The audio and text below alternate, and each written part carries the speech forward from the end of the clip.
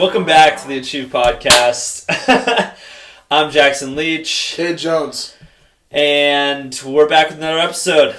Weekly episode. I said it was going to happen every Sunday, and I'm going to hold true to that. That's just the type of guy I am. So we're back. Cade just competed today in a meet. We're going to cover that. We're going to go over some books, some quick reads, and then just kind of spitball from there. So let's crawl before we walk, but that new intro was fire. It was fire. Shout out Cole Myers. Shout out to the shareholders. Cole Myers is our new Jamie, if you've seen Joe Rogan podcasts. Cole will be making us an intro, which you just heard there, and he's just going to be looking things up for us today, which is pretty sick. So, how did it go today? How was throwing? Not how I wanted it to. Okay. Yeah. I feel like I prepared pretty well. I was mentally there. Not going to give a ton of excuses, but one excuse. We started a new lifting cycle this week, so I was probably a little more sore and weak than I would be in a second week of the lifting cycle, because it's a new plan for me. Sure. But I still could have thrown further, and I know that for a fact, but I wasn't too far off of PR, but, you know. It happens. It counts. Yeah, it absolutely happens. Are you happy just starting the season that way, if you think about it holistically, like first throw of the season, or? Well, my first meet was in December, so no. Okay. New year, maybe. Yeah, New Year. Getting the rust off, maybe, from not throwing for a while, or? Yeah, it's bound to happen. I just can't let my first meet in December be the best Cade Jones of this year. For sure. I mean, this is what this is all about. Get better every day. Working towards your goals. So, what did you achieve today? Today was a weird one, I'll be honest. I woke up with no agenda. And usually, and this is like a very typical thing for me, every night before I go to bed, I write in my journal, I'm writing things I'm going to accomplish the next day. And pretty vague usually, like run. Little box. Those little boxes are the greatest thing ever invented in my life. A little square box. Run.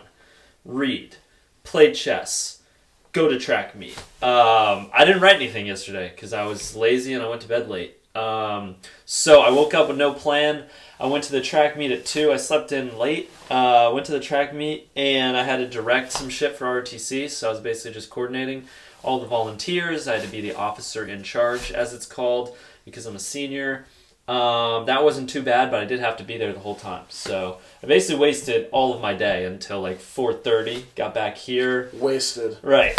I mean, I was bettering myself. Being a leader, control and command. But I got back and I went for a run.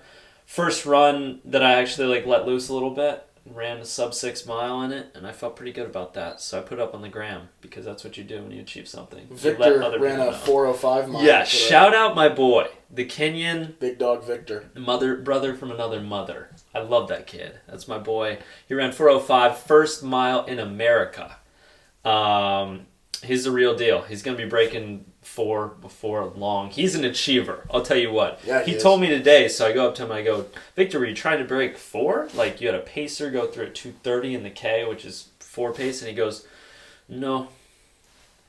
I want 4:05 this week, 4:00 next week, 3:55 week after. And I was like, that's hard. Apologize for the accent there. I just wanted to make it seem as real as it was when he said it, because he was like, he legitimately just wanted the progression. I think he could have run faster. They can't cancel you if you've never accepted into the club anyway. Exactly right. Like, what am I gonna lose? Yeah. So getting to watch that was awesome. We also had another kid go 4:12 in his first mile ever, which was pretty great. And then obviously we have so many great performances out of everybody. The hurdles, the sprints. Good day for Clemson track and field. Definitely. I'll say that. Then we came home, went to Goobers, and now we're here. So I'll tell you what, we're achieving. It's a late night. It's a Friday night. It's a Friday night. Here. And we're still clocked in.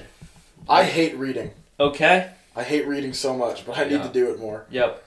Cade finished a book in one day this week. I'm a big fan of reading, to be honest. I don't think actually, that's not true. I haven't finished a book from front to end since like 3rd grade. So in one day, yeah, that's what I was trying to get. I used to read the Treehouse series. Magic Treehouse? Magic Treehouse. I used to Very go familiar. one a day every day in third That's grade. crazy. Literally, back then I was an achiever. I would read one a day every single day of the week, the whole year. The last book I read beginning to end before this, I read Geronimo Stilton. Dude, that was a books good were book. gas. Super when good. I have a kid, like, people shit on graphic novels. It's not a graphic novel. I think, in my mind, it was just a creative novel, but it wasn't like a comic book. It was the one where he was like a cowboy in the Wild West, if anybody was curious. He had so many good ones. But such an easy way to read. Like, I would rip through those, and they were fun to read, had big words and shit, but let's get into this. So yeah, you definitely lost the motivation to read in middle school, high school. It happened. I didn't get into it until I read a book about running, and that's when I got into both running and reading. Born to Run, one of the greatest books I think of all time. Bruce Springsteen wrote that. That's funny. No, that book was crazy though. It's about the Tarahumara tribe in Mexico. They have a very strict diet. They live in literally the desert. They run ultra marathons, not to compete, more to survive. So they ran upwards of 100 miles a day to persistence hunt, which was what we originally did as humans. We would run deer down until they legitimately could not run anymore, because as humans, we can sweat and we can breathe opposite of our stride.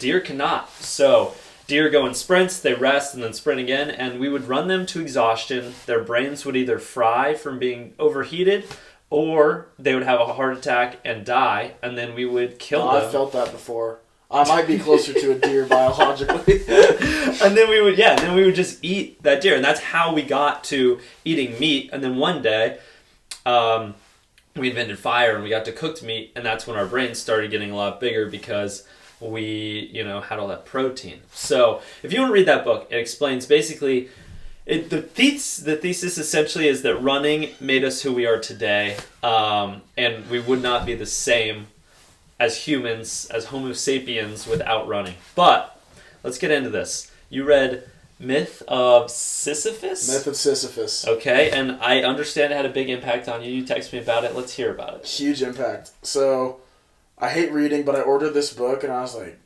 dude, I hate reading. I might as well just read it all at once and get it over with.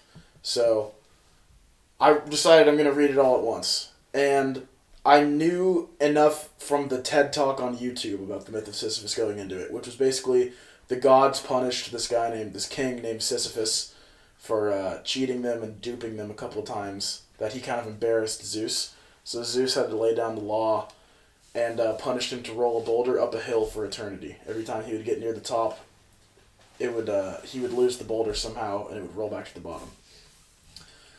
Albert Camus, I believe his name is, was a French philosopher post-World War II, I believe, maybe between World War I and II, during the era of existentialism and nihilism. He kind of coined the term absurdism. Don't ask me what it means. I'm going to be honest. A lot of the book went over my head. Jamie? Absurdism? Definition or what? Yeah. Absurdism, Albert Camus. But basically, a lot of the essay is a case against suicide. Or a lot of the essays in the book are a case against suicide, a logical case against suicide. And I was like, wow, that's really, really interesting about how a philosopher and a complete thinker can rationalize why somebody would want to commit suicide and completely diffuse their argument with logic. It was very cool to me. And not a lot of Sisyphus in the book, to be honest. The last 3 pages are about the Greek myth, and I was like, man, I thought it'd be more of that, but whatever, it was a good read anyway. And the last sentence of the book is something along the lines of, don't remember. While we're getting that, absurdism is a philosophy based on the belief that the universe is irrational and meaningless, that the search for order brings the individual into conflict with the universe. So the idea is that in spite of the universe being irrational, he's admitting that it's irrational and absurd, that it's not about finding order in the world, it's about finding meaning in spite of the order. Right, and if you try to bring order to it, you're going to be countered with conflict. So from the last couple paragraphs, one of the sentences is, there is no sun without shadow, and it is essential to know the night. Mm. 50 Cent said that. He said, joy wouldn't feel so good if it wasn't for pain. Right. Another sentence, thus convinced the holy human origin of all that is human, a blind man eager to see who knows that the night has no end is still on the go. The rock is still rolling. The last two sentences, the struggle itself towards the height is enough to fill a man's heart. One must imagine Sisyphus is happy. Wow. He is literally given one of the worst fates in mythology, besides it's him and Tantalus, who can't drink water even though he's thirsty, and every time he reaches, or can't eat food even though he's hungry. Tantalus, every time he reaches toward an apple, the tree gets taller and he can't reach it. So that's pretty mean. But it's tough. Yeah, Sisyphus. I don't have any tattoos. I am strongly considering getting a Sisyphus rolling a boulder up the hill tattoo. On my leg. What would that mean to you in your life right now? I think the surface level is keep moving forward. But the deeper thing is, like, it doesn't have to make sense right now. Like, if there is no meaning to you, giving 100% effort is still meaningful. So even when you don't know what's going on, you keep rolling the rock up the hill. Wow, that's good. I mean, it's almost a meta interpretation. It's like... Oh, and I don't throw... Right, well, I was going to say that. I was going to say, weights. But even you get the tattoo without the meaning, and you're like, I'm going to find the meaning later. I'm going to keep on pushing the stone up, and then find the meaning for my own tattoo. Like, it's in of itself. The way I like to think of the myth of Sisyphus is that he hasn't stopped rolling it yet. The story has not ended. Right. He is still winning against the gods because he is looking up at Mount Olympus and Zeus is looking down on him and he's still rolling the rock uphill. He has not given up yet. Right. He has not accepted that's his eternity. So is the book more of a snapshot in the time of him rolling up? Like, is it he's just keep literally on rolling? The book is 125 pages or something, and like the last 5 references the Greek myth. Gotcha. So the first 120 pages are like logical arguments against suicide, talking about the absurdity of the universe and such. Right. Okay. Wow. That reminded me of Jordan Peterson's, both of his books, honestly, but he talks a lot about order and chaos. So you've got the two conflicting sides there, and I've really related that into my own life, between being like super regimented in what I'm doing and then being super go with the flow, spontaneous in my actions. And I always find myself swinging from one side to the other. You know, I'll have a super structured week. I'll get up every day 7 a.m., then RTC 5:30 a.m. I'll, get up, do my workout, eat. I'm regimenting all my calories, all my meals, eat the same thing. You find it unsustainable. Right. So then the next week I go, man, that was a great week. I got so much done. Now I afford myself a little insurance. Now I'm going to have a little surplus of a week, right? And I go into the next week and I don't get up early and I miss an RTC workout. And then I, fall into this like little existential crisis where I'm like, man, I need order back, right? And then order comes back. And I'm not saying it happens every week. It might be a monthly rotation. It might be a 6-month rotation, but I find myself in those situations a lot. And I think just kind of putting a pinpoint on a graph of where I'm at and where I want to be, because I want a good mix of order and chaos. Like I want some spontaneous moments, but I also want that structure to keep me on the right, schedule towards my goals. So something with me, I'm definitely more on the order side. I wrote, I think, 4 versions of cover letters, and I didn't send any of them out yet. So I was waiting to hear back on an internship before I sent anything out, and I was waiting on if I'm available for half the summer, the whole summer, how many hours I'm going to be able to work, whether I'm taking a class or not. And I had all these versions written out, and I was like, man, I should probably just apply to a job. I should probably not just sit here and write different versions of cover letters. That's why. So I'm like the exact opposite way, where I will go on LinkedIn and see like 4 different companies go, oh my God, that sounds so exciting. I want to work for Tesla this summer. Apply. And then all of a sudden it's like, oh, you got approved? You have an interview next week. And I go, What job am I interviewing for? What am I trying to do? This happened with USAA. I'll share that. I feel like it's gonna be public knowledge by this summer. But USAA, the investment. Well, I guess they're just a bank for military members. Right? You know 'em. And I wanted to work for them. I want to be an engineer for them, a data engineer. or a data scientist, and that was my whole goal. Was just like I just want to work for them. And this year started, and I saw their ad popped up, and I go apply, and they go, okay, your resume's been reviewed, you're good enough, you have a GPA, and you're actually in school for a related, science or field. Do this online interview. You have 30 minutes, and we'll see if you make it to the next round. And I'm like, that's fine. Let's go for it, right? And I log in, and it's 3 coding questions. And that's so nerve-wracking. 30 minutes. And once you go to the next one, you can't go back to the other one. Also, I didn't read the instructions at the front. I also don't know if I read the agreement. There's a lesson there. Right. I don't know if I read the agreement that if I can share this or not. I don't even know. But I go into the first one. I spent 21 minutes on the first problem. And it's one of the toughest problems I've ever encountered in coding ever. And I am just, the wheels are turning. I'm like, I don't even know what I'm doing. I coded half of it in one language, switched over, coded half in another language. I failed the test cases, went to the next problem. I get that one in 5 minutes. So I've got 2 minutes left on this last problem. And the last problem is the easiest one, a piece of cake. It wasn't our numbers odd or even, but it was close. And I was typing it out. Literally, I've got 2 minutes. I'm typing out as fast as I can. If mod x greater than 0. It was close. Yeah. If I equals 1, odd. Yeah. If I equals 2, to infinity. Even. And I ran out of time, and I got half the test case right on that one. And I literally, it's auto-submitted, and I'm sitting there, and I'm like, what the fuck did I just do? I didn't prepare. I didn't think about this. I was pissed. I was actually so mad at myself.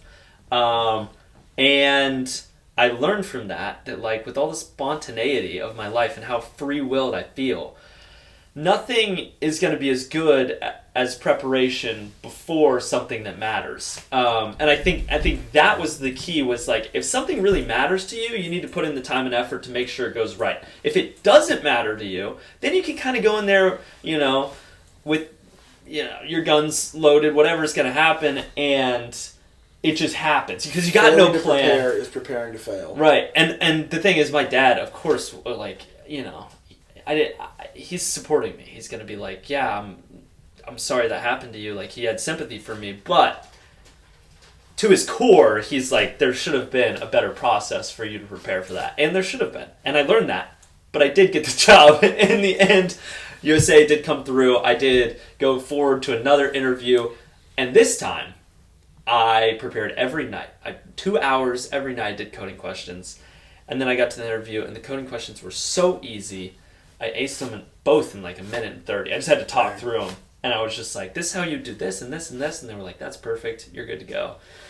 Boom. Got the offer. It was awesome. But I won't forget that, because the feeling of shame I had in that moment was almost second to none in my life, of being unprepared, feeling like I wasn't good enough or smart enough. I would wager to say that the shame that you felt from feeling unprepared would have been worse than being prepared and not getting the job. 100%. 100%, because I could have done something about it, The pain of regret is way worse. No, 100%. If I lose a race to somebody who's genuinely better than me, it's just man, you're good. Good for you. If I lose a race because I was drinking the night before, or I was out and I didn't sleep, or I didn't hydrate, or I didn't eat, and somebody beats me that should have never beaten me, I think about that for the rest of my life. That eats me, because that's my fault and something I could have controlled. So I think just minimizing those regrets before they happen is one of those main things that I'm trying to do in this next chapter. I think my biggest regret, which I guess I regret, I didn't study early enough in life for the SAT. I feel like I could have been not that I'm not happy at Clemson, but I could have definitely expanded my horizons a little bit more. Yeah, I was, my attitude was probably just so anti-establishment. My favorite word used to be anti-establishmentarianism, which is it's a double negative against establishment, whatever. But it's more church related. I get it, but I was so against the idea that this test was going to define me that I was like, fuck this test, I'm not even going to study for it. And then I did not so great on my first one, and my mom was like, you probably need a tutor to get you there. I'm like, we're not paying for a tutor for me to be good at a test just so someone reads this score and thinks I'm this smart. This is bullshit. I did get a tutor. So Naval Ravikant is a very famous angel investor, philosopher. Yeah. He's a very smart guy. He says that you play games to be free of them. You had to play the SAT game in order to be done taking the SAT. Right. So you don't have to worry about standardized testing for probably 4 or 5 more years. Yeah. If you want to do grad school or whatever certification. Get some certification, yeah. Yeah, that's great. That's a good You play the dating game so you can be done with dating and you can be in a relationship. That's the funniest thing about dating to me is that everyone's trying to find a husband or wife, hopefully, if you're dating. Yeah, no, they're not. Right? But everyone up to the point of you meeting your husband or wife has failed at dating in every previous experience they've had. Because you have to break up or get married. That's the deal with a relationship. It's like you're breaking up or you're getting married. Like there's no in between on the relationship's goals. It's 1 or 0. This is less relevant, but equally as profound. Your mom had a mom, had a mom, had a mom, had a mom since the beginning of time. Sure. You might have only sons. Yeah. Okay. And your wife, the motherhood goes back through the beginning of history. Right. And it's just going to end right there. Wow. That's That's tough. I'm the 4th, so if I don't have a son, I'm letting my entire lineage down. It's pretty big. That's something I said earlier on in the week was like, I was reading this Matthew McConaughey book, Green Lights. One of my favorite books of all time, by the way. Does that one have any pictures in it? It does. Oh, cool. It does. He has like pictures from certain moments in his life, which is pretty dope. One of the greatest books I've ever read, but he says in it, all I wanted to ever be was a dad. And I'm not even going to lie, when I was in like 2nd grade, someone asked me what I wanted to be. And I was like, a stay-at-home dad, just because I thought it sounded pretty cool. It does. But like... Still does. But no, really, I was there for it. But I think that whole thing is like, if I just want to be a dad, everything else is going to be icing on the cake. But being a dad is no simple chore. Fatherhood's pretty intense. I don't even know where we're going with this. We could get back on track with reading, but just popped in my head. It was like, if all I ever wanted to be was a dad, you could accomplish that goal many ways, but like, I would also want to be a good dad. There's one real way. right. I think there are different ways. Yeah. I would want to be for sure. A dad with a wife, in a good household, whatever. No, but back on track, reading. Sure. I'm going to be honest. Probably not going to read another book this semester. That's not mandatory. You ever audiobooked? If I were to read a book, this might be a little weird. I read and I have an audiobook, so I like double retain it. Yeah, you tell me that like 7 times this week. Yeah, but I'm not going to lie. It's very hard for me to... What free time I do have, I usually spend... I try to make it not free, and I try to make it productive toward academics, where even if I'm not doing homework or something, I try and plan ahead and make a schedule for myself, or make office hours appointments or other random stuff like that, where I don't really just push it all away. And if I do push it all away, I go on my phone. Like, it's not ideal. Yeah, maybe that's not a habit you want to keep. No. I once heard the quote, don't let your education interfere. School get in the way of your education? Yeah, that's it. We're tied now. Yeah, exactly. That quote changed my life because I started reading instead of reading textbooks. I would read just a different book instead of reading textbooks. At the time, though, I was also reading those books because they were more interesting than the textbook would have been, and reading for pleasure was better than reading for assignments. At the fault of my GPA, I will say I did develop like a love for reading early on.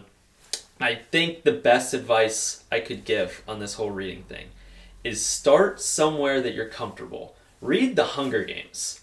Read a book you've already read before and you know is good, right? There are no pictures in The Hunger Games. There are no pictures. There's a major motion picture at the end of it when you watch the movie. But I read The Hunger Games one time, and I read it in 2 days when I was in like 4th grade, and I was like, that book is so good. Yeah, I get it. You read this book in 1 day. That book is so good. And this summer, I was like kind of out of the loop of reading, and I go, let me go back to my roots. Pick up the Hunger Games. Read it this time in 2 weeks. Catching Fire, Mockingjay? First one. First one. Never read them. And it was, it was so good that I was like, damn, this is why I love reading, because I was transported into that world, and she's a great author. Best world building is Harry Potter. Oh, 100%. If you haven't read those books, get on it. I mean, just pick it up. Pick up one. Get transported. Pick up I was two. like such a cliche nerd for Harry Potter. I would like read it like in the car, like on the way to a baseball game. Oh, me like too. my dad's telling me like, just relax out there, go have fun, like you're playing with your friends, and I'm like, yeah, Dad, definitely. I'm like reading Order of the Phoenix in the backseat, like. And then the Sorcerer's Stone. Yeah. That was when my mom like knew that when I was reading Hunger Games, I didn't want to go to baseball practice for the first time in my entire life. I was like, Mom, this book is gas. I was like, Rue just died, Mom. You can't interrupt me. Dude, I told you I haven't read it yet. Oh, I'm so sorry. That's tough. Well, that's the short. Yeah, exactly. Clip it.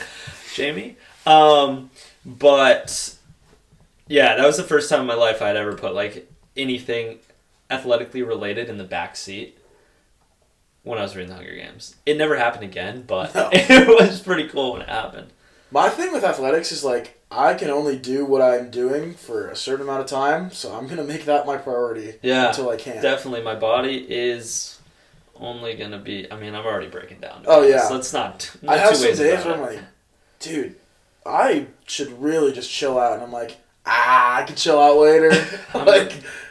I'm a used car at this point. No. There's no chance of me getting back to what I was. But you know what? There's also the goal is to die with scars and memories, not regrets. Right. You know. Exactly.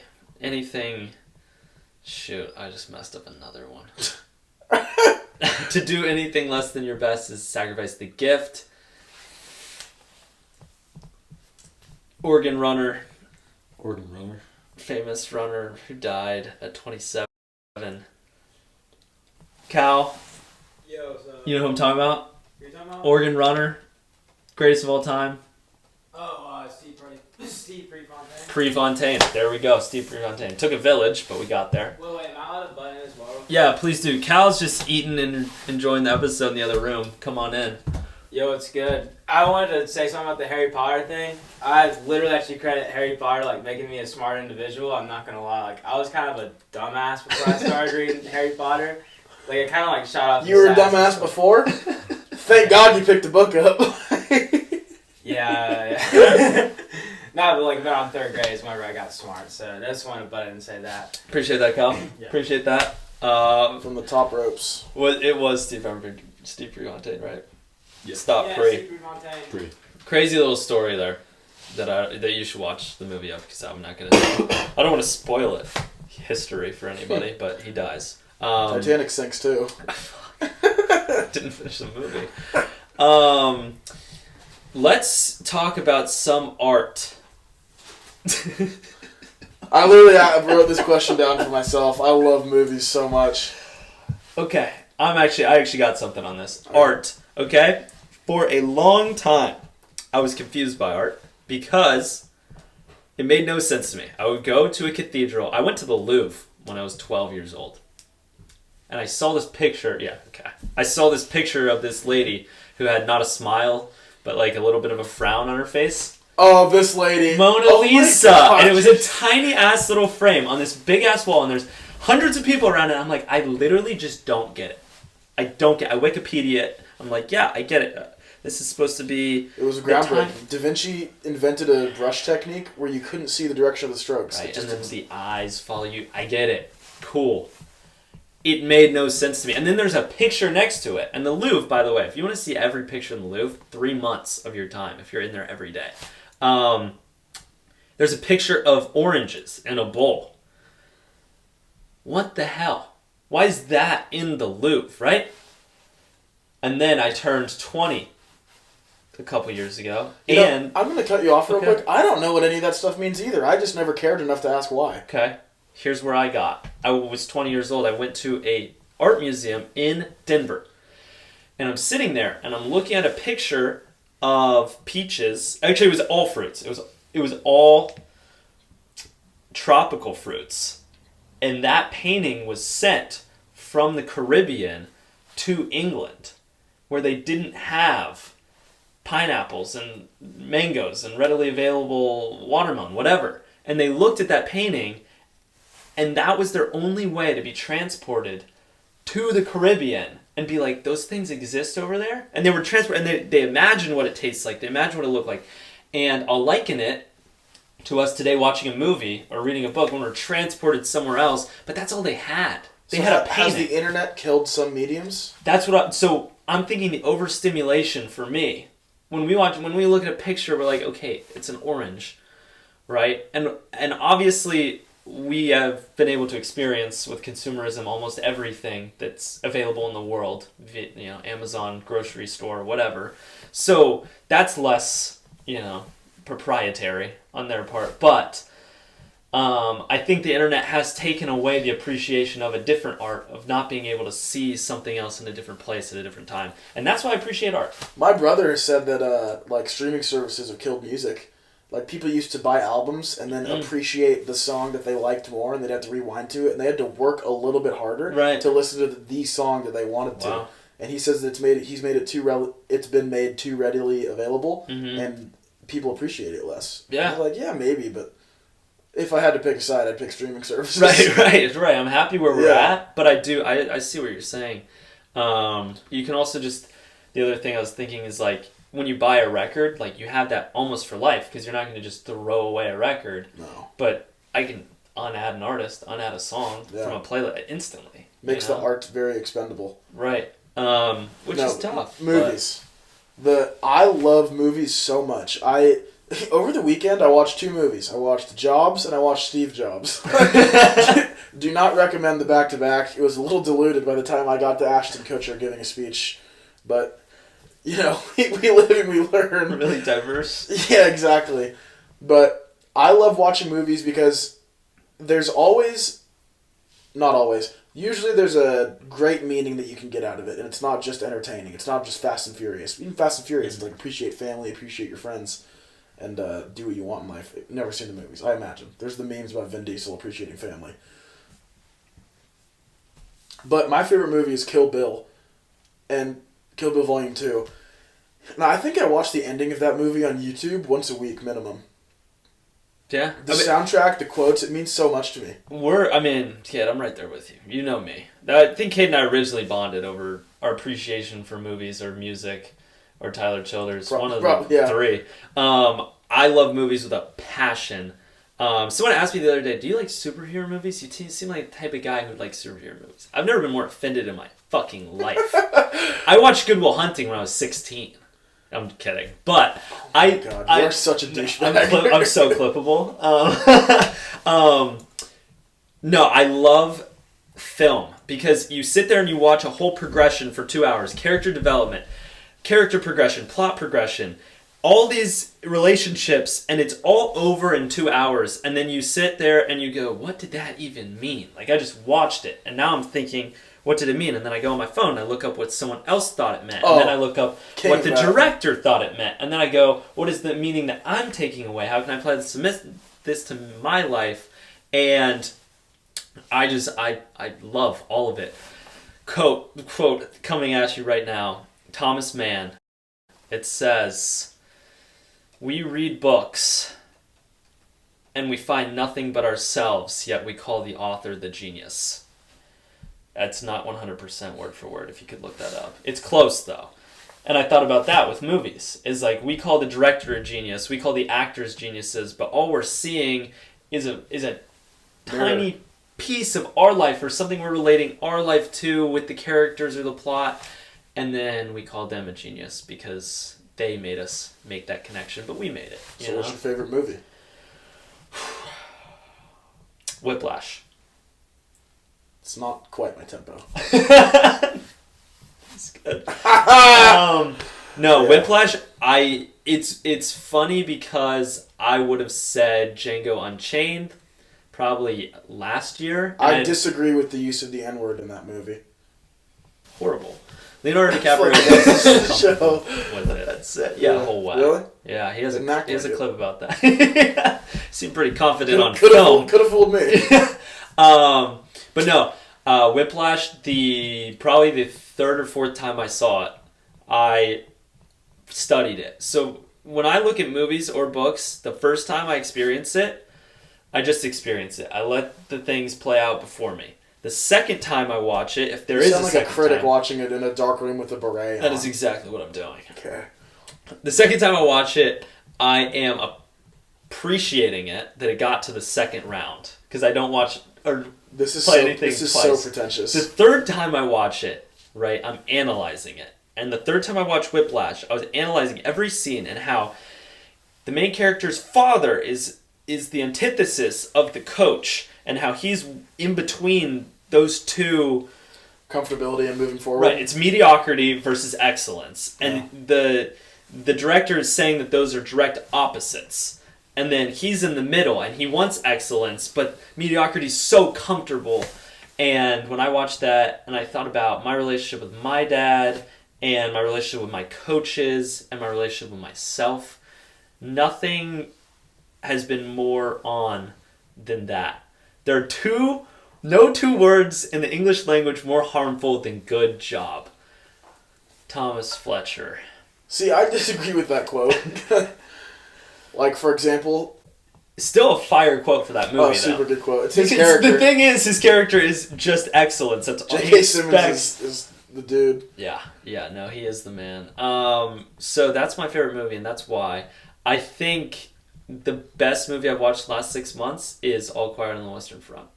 I've had that downloaded on Netflix and I haven't seen it. Gotta see. It is so horrific, so vulgar that you appreciate your everyday life like nothing else after watching it. Like, I genuinely walked outside and I was like, thank God I can sit here and not be in a trench dying in war. So I microdose some movies. Definitely not how the director intended me to watch it. I will watch 20... I have the... It's like... I don't have TikTok, but I saw an Instagram reel that had TikTok text of, like, the medieval urge to constantly have entertainment while eating a meal. I was like, dude, I literally sit alone at lunch instead of with my friends so I can watch Seinfeld. Like, that might be kind of... a little out there. Nerdy, yeah, right? A little weird. Right. But I will sit there and decompress and hear Jerry be like, what is the deal with airplane food? Like, and there's probably the peak of my day before I get home sometimes. Well, yeah. I mean, I go back to certain scenes from certain movies when I'm not even feeling that way. Like, I'll go back and watch the Notebook scene when they're, like, really emotional. Have you seen that? Which scene? I haven't seen the movie. Okay.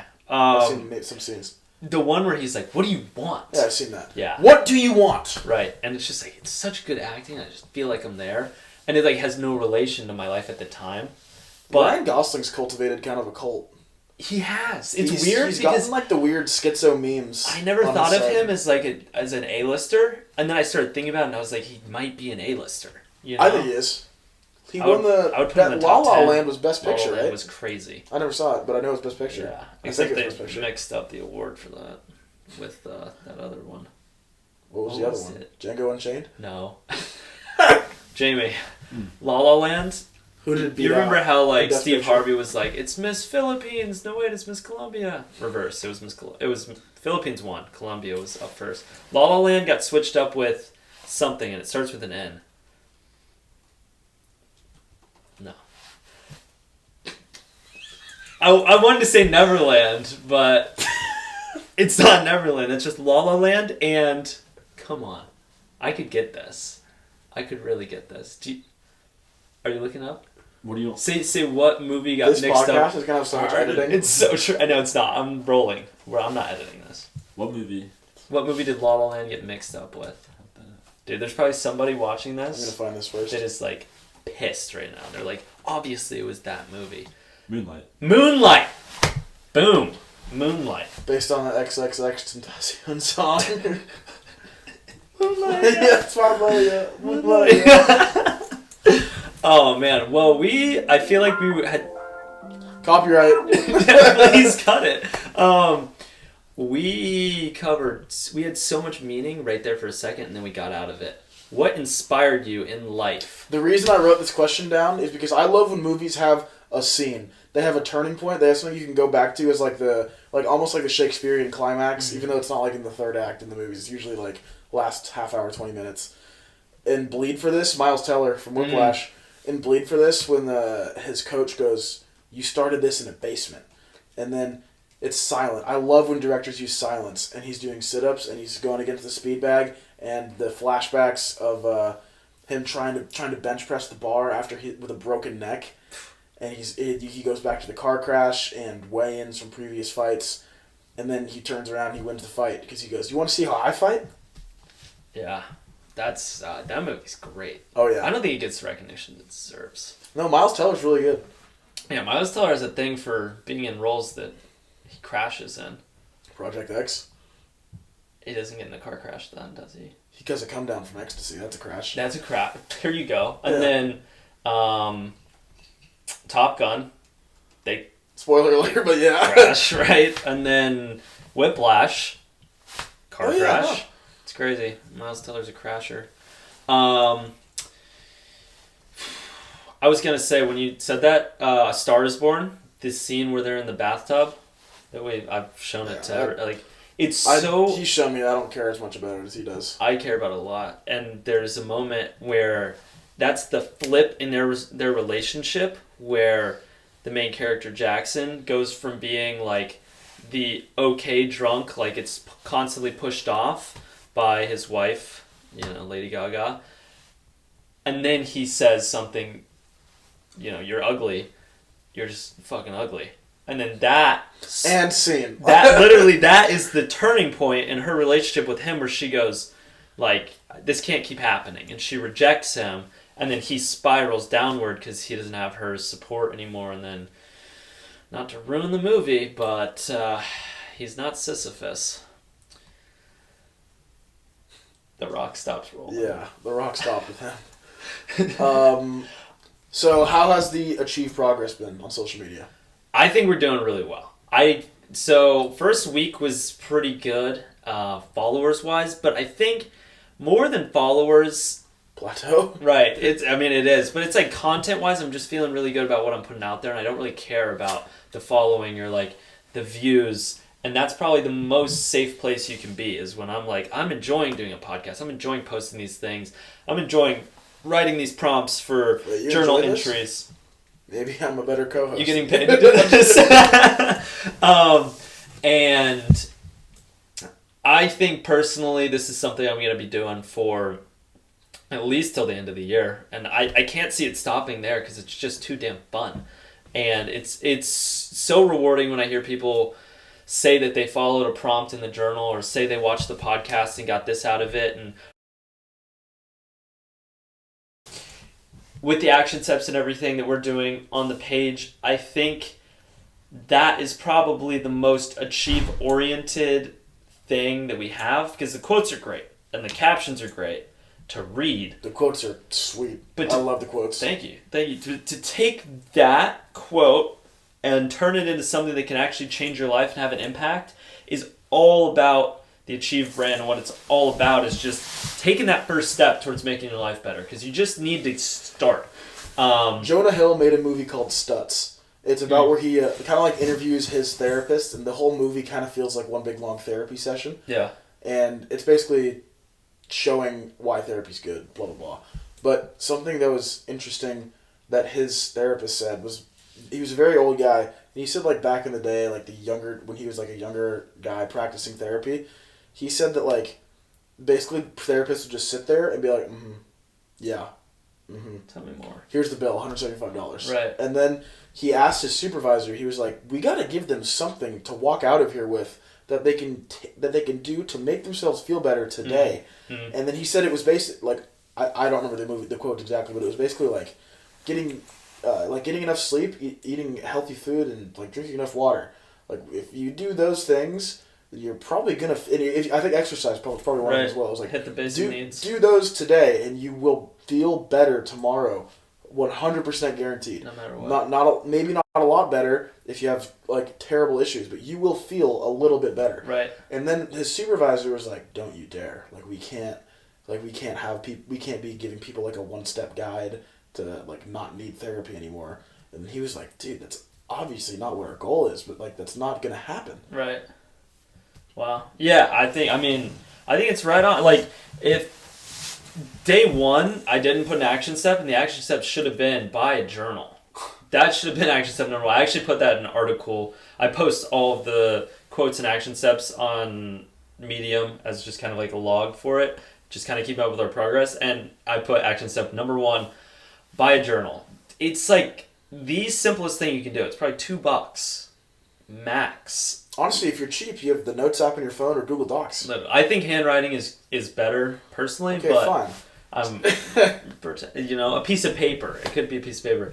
But that's the best thing that you could do, and then just follow these action steps. It's just that easy. If you answered every prompt that I've put on Achieve, that Achieve Brand has posted, I think your life's going to be better. I think you're going to be better than you were the day before. And that's not, I don't think that's, a hubris. Also, I like them because they're not too like life coachy. It's not like Sure. meditate for 20 minutes. Right. Like take a cold shower. It's Right. not like stupid stuff. Yeah, I don't agree with cold like I don't think any of that stuff's gonna actually make you better. I think appreciating what you have, reflecting on what you have. Don't get me started on making your bed. No, I don't make my bed. I'm not doing that this podcast. No, say it, please go ahead. I'm with you. Making your bed is not like backing into a parking spot. It's not like you can leave faster. Right. It's not like you can go to bed You're not faster setting or better yourself the up. next time. People are like, it takes longer, is what I'm getting at. You're taking more effort to make it take longer later. Right. Because you have to lift the covers. What And if I just put the covers to the side when I get out of bed? Here's what gets me. I read the book, Make Your Bed, by that Marine or Navy SEAL or whatever. And I get it. You're accomplishing the first thing of the day. But making your bed does not imply that you're going to have success in your day. It just is one thing that you've done that gets you in the mindset of accomplishing things.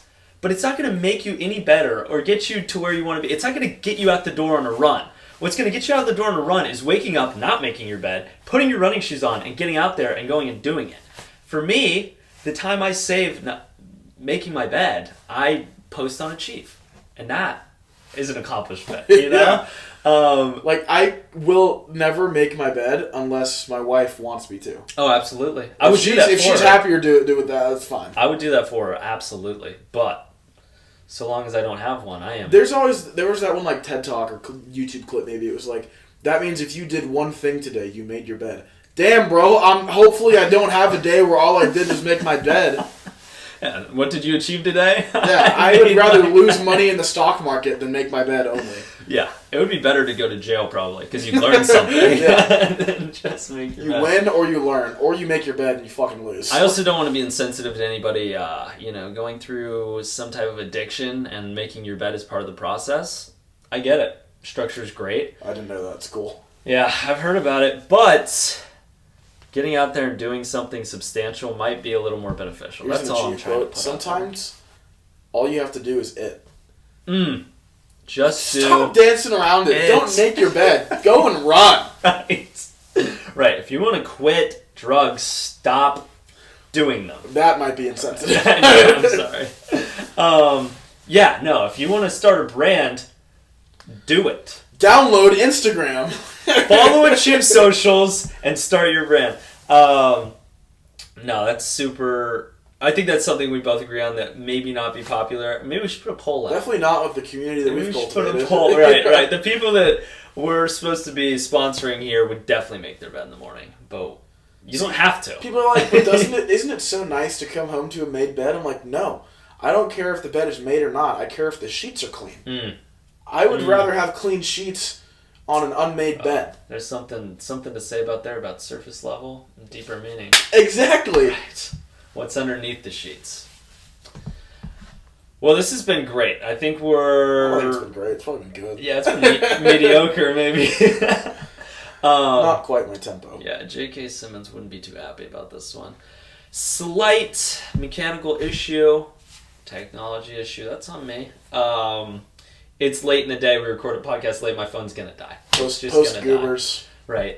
Right. Maybe not our best, but it's content, and we're posting it on Sunday. We're putting it out. So we hope you guys have enjoyed this episode as much as we have, and we'll be back next Sunday.